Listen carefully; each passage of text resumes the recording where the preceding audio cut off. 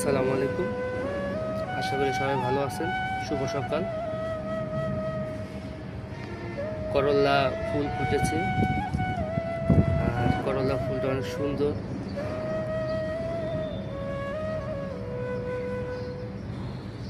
তাই ভাবলাম আপনাদের উদ্দেশ্যে দেখানোর জন্য। আর এটা নতুন গাছ, আমার নতুন করে এবার এখানে করল্লা ধরেছে, ছোট ছোট ফুল।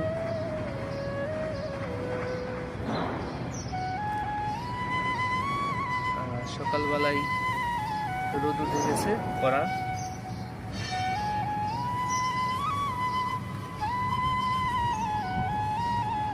মশলা দিলে করল্লা পাতা পাতা ছাড়ছে, বড় বড় লতা পাতা ছাড়তেছে। সবাইকে ধন্যবাদ। আসসালামু আলাইকুম।